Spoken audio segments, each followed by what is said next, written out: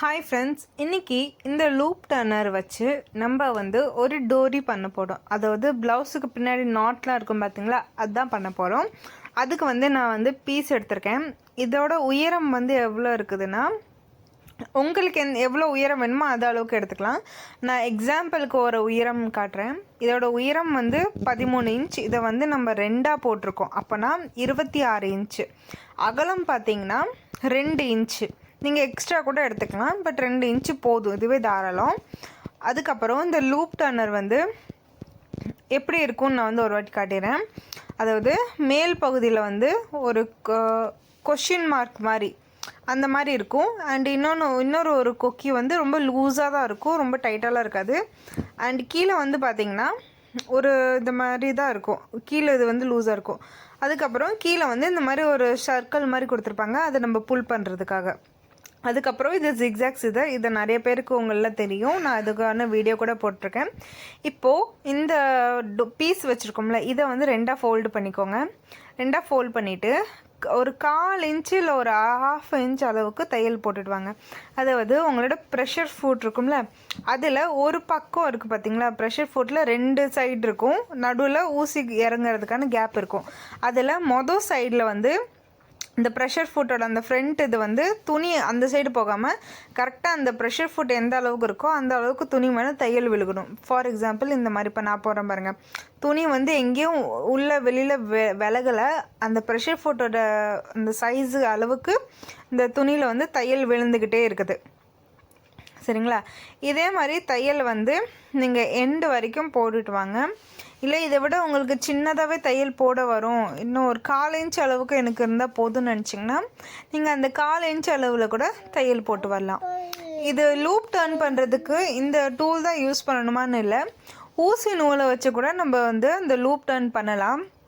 But ஊசி நூல் பண்ணும்போது நம்மளுக்கு டைம் நிறையா எடுக்கும். அதே மாதிரி நம்ம நூல் யூஸ் பண்ணுறதுனால அந்த நூல் இழுக்கும் போது அந்த ப்ரெஷரால் அந்த நூல் அந்து போகிறதுக்கான வாய்ப்பு கூட இருக்குது. அதுக்காக தான் இந்த கம்பி மாதிரி இருக்குது இந்த டூலை வந்து நம்ம பயன்படுத்துகிறோம். சரிங்களா? இப்போது நான் ஸ்ட்ரைட்டாக தையல் போட்டு வரேன். தையல் போட்டு வந்துட்டு தையலுக்கு இந்த சைடு எக்ஸஸாக இருக்கிற ஃபேப்ரிக்கை வந்து நான் என்ன பண்ணுறேன்னா இந்த ஜிக்ஸாக் சிசரை வச்சு நான் கட் பண்ணிக்கிறேன். அப்போ தான் நம்ம டர்ன் பண்ணும்போது அந்த துணி வந்து உள்ளே வந்து நல்லா சுருண்டு கொடுக்கும், அழகாக வந்து உள்ளேருந்து சுருண்டு கொடுக்கும் நம்மளுக்கு.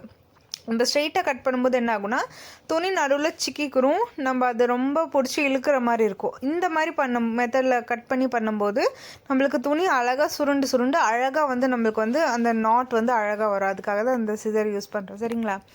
இப்போ எக்ஸஸாக இருக்கிற ஃபேப்ரிக்லாம் நான் கட் பண்ணி எடுத்துட்டேன். இதுக்கப்புறம் இந்த லூப் டர்ன் கம்பி இருக்குல்ல, இதெல்லாம் இந்த மேல் பகுதி இருக்குல்ல, அந்த மேல் பகுதியில் அந்த கீழே 2ஆவது இருக்கிற கொக்கி கீழே பார்க்குற மாதிரி வச்சு நம்ம வந்து இப்போ இன்சர்ட் பண்ணணும். இன்சர்ட் எப்படி பண்ணணும்னா, நம்ம ஜிக்ஸாக்காக தையல் போட்டிருக்கோம்ல, அது வந்து நம்மளோட ரைட் சைடு இருக்கிற மாதிரியும் இந்த கொக்கியும் இந்த இது வந்து ரைட் சைட்லேயும் இது லெஃப்ட் சைட்லேயும் இருக்கிற மாதிரி வச்சு நம்ம ஃபஸ்ட்டு உள்ளே வந்து இன்சர்ட் பண்ணிக்கணும். கம்பியை வந்து அந்த துணிக்குள்ளே நல்லா வந்து உள்ளே வரைக்கும் இன்சர்ட் பண்ணிக்கோங்க.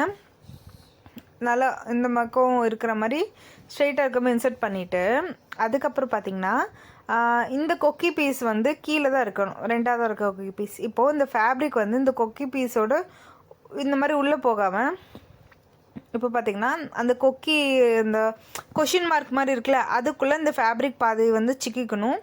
அதுக்கப்புறம் கீழே வந்து நம்ம கையில் தடவி பார்த்தா அந்த மாதிரி அந்த கொக்கி 2ஆவதாக இருக்கிற கம்பி வந்து நீட்டிகிட்டு இருக்கும். உங்களுக்கு நகம் இருந்தால் நீங்கள் ஈஸியாக பண்ணிடலாம், பட் எனக்கு நகம் இல்லாதனால கொஞ்சம் கஷ்டப்பட்டு இந்த மாதிரி நான் டர்ன் பண்ணேன். இதுக்கப்புறம் மெதுவாக நீங்கள் வந்து டர்ன் பண்ணுங்கள். ஸ்டார்டிங்கில் கொஞ்சம் டர்ன் ஆகாது, அந்த சமயத்தில் நீங்கள் என்ன பண்ணணுன்னா லைட்டாக கையில் உருட்டி விடுங்க. நல்லா இப்படி பஞ்சு எப்படி பஞ்சில் எப்படி திரி போடுறதுக்காண்டி நம்ம லைட்டாக உருட்டுவோமோ அதே மெத்தடில் தான் லைட்டாக உருட்டி நம்ம வந்து இழுத்துக்கிட்டே வரணும். ஒரே இது ஸ்பீடில் இழுக்காதீங்க, கொஞ்சம் கொஞ்சமாக மெதுவாக இழுத்துட்டு வரணும். ஒரே ஸ்பீடில் இழுத்திங்கன்னா கம்பி தனியாக வந்துடும், துணி தனியாக போயிடும். இப்போது லைட்டாக இழுத்துட்டு வந்த பிறகு அந்த துணி வந்து வெளியில் வந்துருச்சு. எனக்கு அந்த துணி வெளில வந்தோடனே இதுக்கப்புறம் நான் பொறுமையாக வந்து கையிலேயே வந்து நம்ம இதுக்கப்புறம் இழுத்துக்கலாம். இதுக்கப்புறம் எந்த பிரச்சனையும் இல்லை. மேல் சைடில் வந்து இந்த மாதிரி சிக்கு நிறையா போய் சேர்ந்துரும். அதனால் மேலேருந்து லைட்டாக உருட்டி தான் வந்து நீங்கள் வந்து ஸ்ட்ரைட்டாக பீஸை வந்து கீழே வரைக்கும் கொண்டு வரணும். சரிங்களா? இதில் கொஞ்சம் கவனமாக இருங்க. அவசரப்பட்டு ஒரே முட்டை இழுத்துறாதீங்க. அப்புறம் துணி வந்து உள்ளே மாட்டிக்கிடும், கம்பி தனியாக வெளியில் வந்துடும். இப்போது இதை வந்து கையிலே உருட்டி நான் இந்த மாதிரி எடுத்துட்டேன். இந்த துணிக்கு வந்து இது வந்து இந்த மாதிரி ஸ்டிஃபாக இருக்குது. ஆனால் இதே வேறு துணியை யூஸ் பண்ணும்போது பூனம் துணிக்கெலாம் அழகாக உருண்டு வரும். இப்போ பார்த்திங்கன்னா அழகாக நம்ம வந்து செஞ்சு எடுத்தாச்சு நாட். நிறைய பேர் வந்து துணியிலே தான் நாட் வேணும்னு கேட்டு விரும்புவாங்க. ஸோ அந்த மாதிரி டயத்தில் இந்த டூலை யூஸ் பண்ணி நம்ம அவங்க கஸ்டமர் கேட்குற மாதிரி நாட் பண்ணிடலாம்.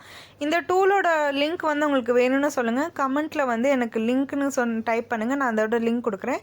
கண்டிப்பாக பிக்னஸ் இந்த டூலை வச்சுக்கோங்க. ரொம்பவே யூஸ்ஃபுல்.